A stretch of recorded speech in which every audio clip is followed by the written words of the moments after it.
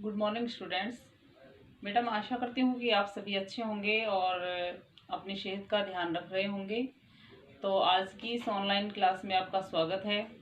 और हमने हिंदी व्याकरण के 5 अध्याय पूरे कर लिए हैं, यानी कि जब हम आज शुरू करने जा रहे हैं उससे पहले हम शब्द विचार के विषय में पढ़ा था। और शब्द विचार में भी हमने शब्द यानी कि व्याकरण है वो शब्दों का भंडार है, तो उन शब्दों के बारे में हमने पढ़ा। उन्हीं शब्दों यानी कि कुछ थे उत्पत्ति के आधार पर, कुछ रचना के आधार पर, कुछ तो उन्हीं शब्दों को हम दोबारा से यानी कि एक एक जो अध्याय है उसके अनुसार हम आज इनको वर्णन करेंगे। ठीक है, तो आज का जो अध्याय है हमारा है शब्द भंडार। शब्द भंडार है, इसमें कौन कौन से ऐसे शब्द हैं जैसे पर्यायवाची शब्द हैं, विलोम शब्द, यानी कि हमने अर्थ के आधार पर जो शब्द पढ़े थे, अर्थ के आधार पर शब्द कितने प्रकार के होते हैं, 6 प्रकार के होते हैं। तो उनकी हम डिटेल से यानी कि उनका वर्णन आज मैं यहाँ उनकी जो परिभाषा है, उनके जो उदाहरण हैं वो आप पढ़ेंगे। तो पहला है पर्यायवाची विलोम शब्द, दूसरा है विलोम शब्द, फिर श्रुति संभिन्नार्थक शब्द, अनेक शब्दों के लिए एक शब्द, अनेकार्थी शब्द और एकार्थी शब्द। तो इनमें से आज के इस वीडियो में हम 3 शब्द, जो भी 3 के विषय में पर्यायवाची, विलोम शब्द और श्रुति संभिन्नार्थक शब्द पढ़ेंगे, इनकी परिभाषा और इनके उदाहरण। ठीक है, तो सबसे पहले आता है कि पर्यायवाची। तो पर्यायवाची शब्द क्या होते हैं, उनकी परिभाषा और उनके उदाहरण। तो पर्यायवाची शब्द का अर्थ होता है कि समान अर्थ बताने वाले शब्द, यानी कि कोई भी शब्द है और उसके समान अर्थ बताने वाले शब्दों को पर्यायवाची या समानार्थी शब्द कहा जाता है। जैसे इसकी परिभाषा मैंने यहाँ लिखी हुई है कि पर्यायवाची, यानी प्रश्न बनता है कि पर्यायवाची शब्द किसे कहते हैं, उदाहरण सहित लिखिए। यानी ऐसे भी हो सकता है पर्यायवाची शब्द की परिभाषा उदाहरण सहित लिखिए, या पर्यायवाची शब्द किसे कहते हैं उदाहरण लिखिए, ऐसे भी हो सकता है ये प्रश्न। ठीक है, तो समान अर्थ वाले शब्दों को पर्यायवाची या फिर यानी कि पर्यायवाची या फिर समानार्थी शब्द कहते हैं। ठीक है, जैसे उदाहरण दिए हुए हैं, जैसे अरण्य। अरण्य क्या होता है, अरण्य होते हैं, जैसे हम इनके आधार पर जो सिंपल हम जंगल बोल देते हैं, तो इनकी हम कैसे पहचानेंगे अरण्य क्या होता है। तो अरण्य, ये जो शब्द दिए हुए हैं इनके आधार पर हम पहचान कर सकते हैं कि अरण्य भी एक वन या जंगल को ही कहा जाता है। हमने वन जंगल आदि का नाम तो हमारे जो भी अध्याय हम पढ़ते हैं उनमें बार बार हम सुनते हैं या बोलते हैं, उनका प्रयोग हम करते हैं। तो इसलिए अरण्य को क्या कहा, यानी कि क्या कहा जाता है, कानन, वन, जंगल और विपिन, ये सारे शब्द अरण्य ही होते हैं, अरण्य के समानार्थी शब्द होते हैं। या फिर अकेला वन का अगर आपसे कहा जाए कि वन शब्द का के पर्यायवाची लिखो, तो आप उसमें कानन, अरण्य, जंगल, विपिन दे सकते हैं। यदि आपसे जंगल का पूछा जाए कि जंगल के पर्यायवाची लिखो, तो उसमें आप विपिन, वन, कानन, इसके अनुसार कोई भी एक शब्द देकर आपसे पर्यायवाची पूछा जाए तो आप उसके समानार्थ लिख सकते हैं। उसी तरह जैसे अमृत है, अमृत शब्द का जो समानार्थी है या पर्यायवाची है सोम, सुधा, पीयूष, अमी।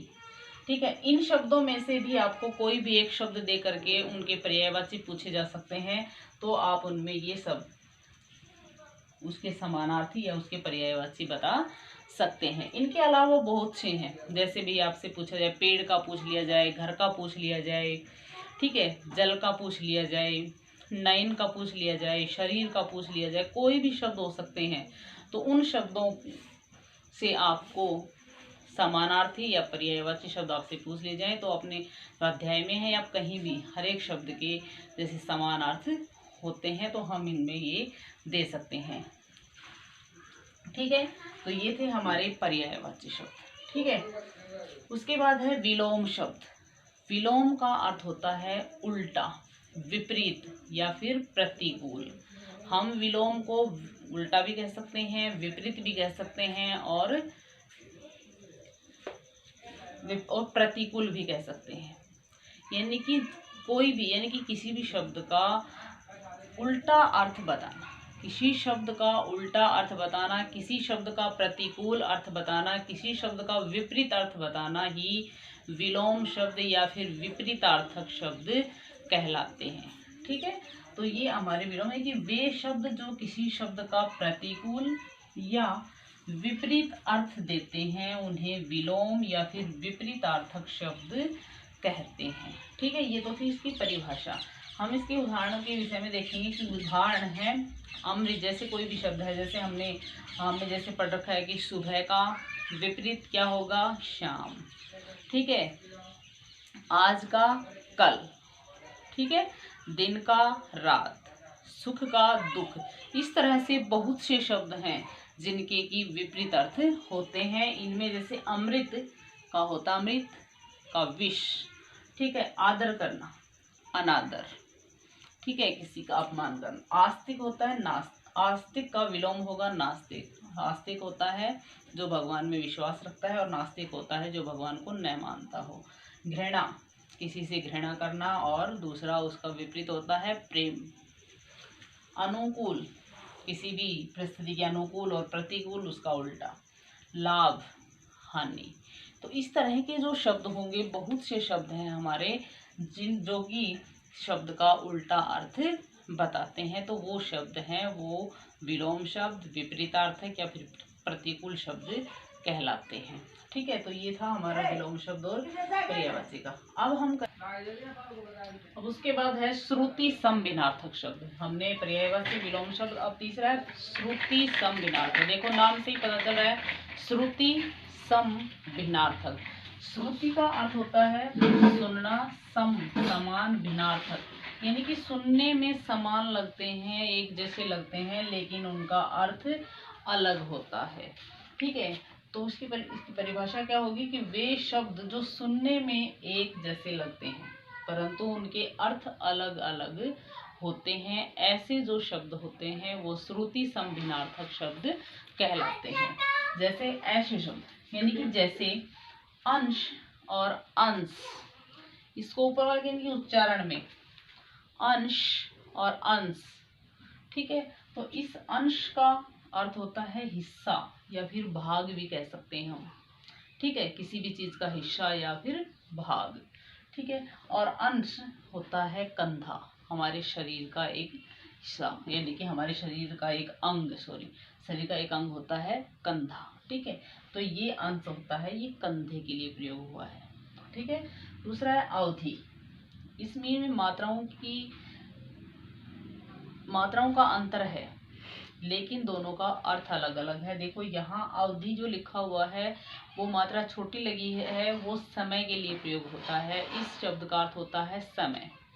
और दूसरा है अवधि, ये एक भाषा होती है, तो ये इस अवधि का अर्थ होता है भाषा और इस अवधि का अर्थ होता है समय।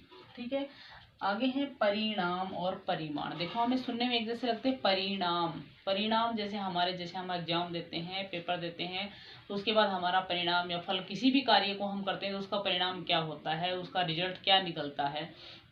तो परिणाम का अर्थ होता है फल या नतीजा।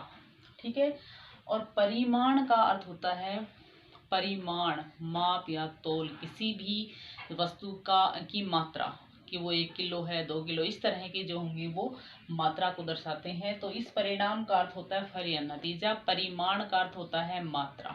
ठीक है, पवन और पावन, ये दो शब्द हैं, पवन और पावन। देखो पवन का अर्थ होता है हवा, वायु, हम कैसे, इसका अर्थ होता है हवा, लेकिन पवन पावन हमें सुनने में एक जैसे से ही लग रहे हैं। अगर हमारी कानों से, यानी कि कोई भी शब्द है, पवन की जगह हमने पावन सुन लिया, पावन की जगह हमने पवन सुन लिया, तो अगर हम ध्यान से नहीं सुनेंगे तो हमारे अर्थ गलत हो सकते हैं वहाँ पे।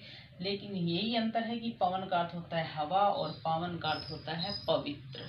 ठीक है, अगला है भवन और भुवन।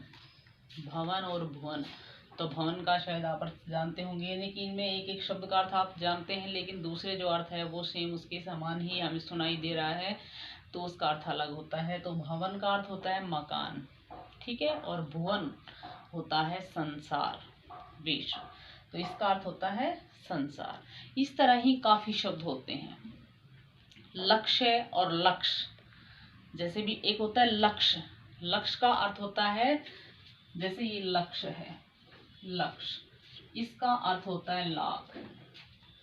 कोई भी, ठीक है। और लक्ष्य का अर्थ होता है उद्देश्य, कि हमने अपने जीवन में क्या उद्देश्य बनाया हुआ है, तो इसका अर्थ होता है उद्देश्य। इस तरह से ही बहुत से शब्द हमें मिलेंगे जो हमें सुनने में एक जैसे लगते हैं लेकिन उनके अर्थ अलग अलग होते हैं। जैसे कुल और कुल, कुल का अर्थ होता है वन। तो ये थे हमारे आज का जो कार्य था वो, कि हमने शब्द भंडार में 3 जो उनके भाग हैं उनके विषय में, जो शब्द इनके अर्थ के आधार पर शब्द के 6 भेद होते हैं, उनमें हमने 3 के विषय में पढ़ा है, पर्यायवाची, विलोम शब्द और श्रुति संभिन्नार्थक शब्द, ठीक है। तो इन तीनों की ही एक एक परिभाषा और उनके उदाहरण बनते हैं। जैसे पहली पर्यायवाची की परिभाषा उदाहरण सहित लिखिए, तो आप पर्यायवाची की परिभाषा लिखेंगे और 10 इसके उदाहरण लिखेंगे, ठीक है। तीनों की 10-10 उदाहरण और इनकी परिभाषा लिखेंगे। जैसे पर्यायवाची शब्द की परिभाषा उदाहरण सहित लिखिए, तो प्रश्न 1 बन गया इसका।